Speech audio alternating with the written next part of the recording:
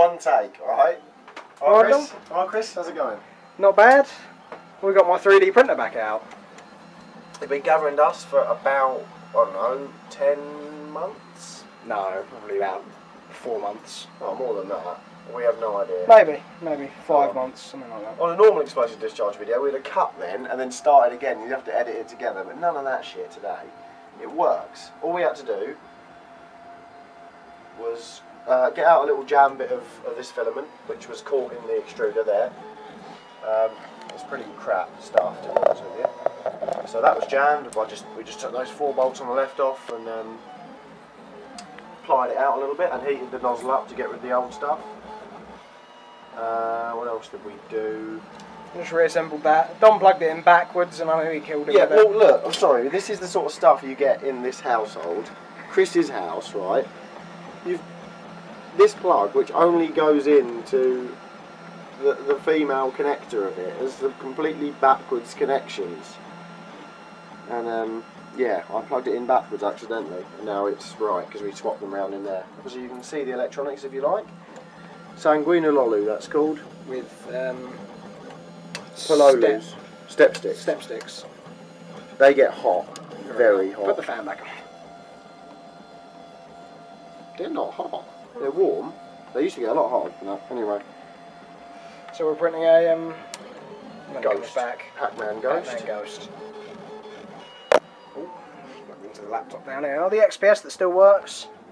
Cell-free board. Cell-free board. Going to try and set this touchscreen computer up to be because as you can see, the prompter face, which the program is called prompter face, is quite touch. It would be touch finger friendly, so it would be quite nice on a little touchscreen. And Chris reckoned he had a mount somewhere. I thought it was like in your nose. Yeah, it's in the depths of just my cupboard. a little mount that you can stick on the back of that somehow. You actually, Vesa mount. Yeah, screw it in. And then, yeah, that'll look a bit more tidy, really. It's pretty bad, e-copy. Yeah, it's simply running off a PC power supply. Never going to focus. PC power supply power. It's all good. I'll show some of the stuff we printed before. Obviously these are separate, self-replicating machines, so I've printed a few parts. Mine was made on a 3D printer at my college, and I've started printing some parts. There's a few in there. Where's other spare bits? I mean, that one's pretty These complex. are actually better quality than what the printer has. It's printed better quality than itself is made of. Yeah, we printed this at college when they first got their 3D printer, and it was sort of a big learning curve figuring out how to use that. And we've come so far in understanding this now.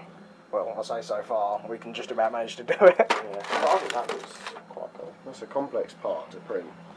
And it's reasonably good quality. Yeah, it's a bit sort of screwed up here.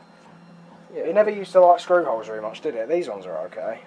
Well, it's good. And quite a lot of PLA bushings. Did you print those? Yeah, they're all printed in PLA.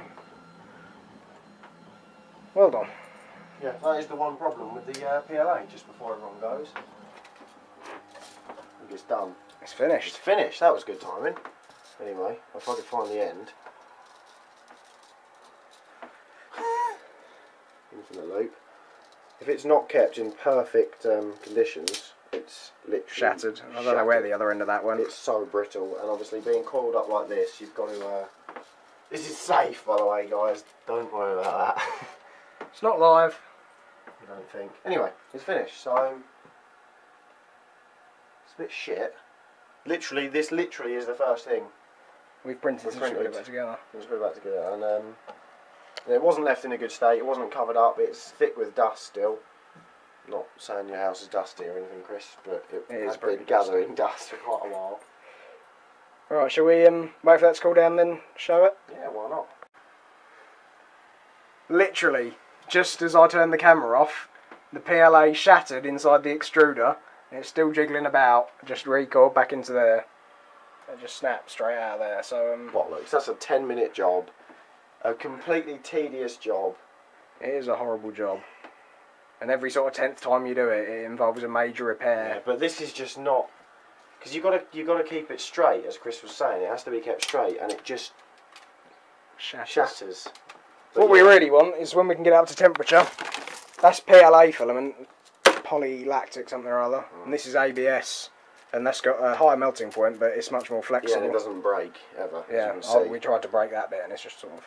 Yeah, so that can sheared. properly, and it's softer as well. So I don't know why it's got a higher melting point if it's. That's 2 bits. I just realised that's quite annoying. I thought there was another reel somewhere. That was a free sample someone sent us anyway. Yeah, nice guy sent us that. One day we'll buy some ABS from him and we get the printer to work with it. Do you reckon this is cold enough to yeah? Shear it off, come on. Don't break. Touch the nozzle. Brilliant.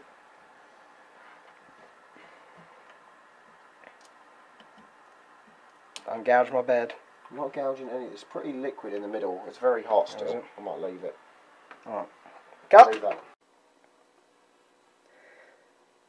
There we go, all done.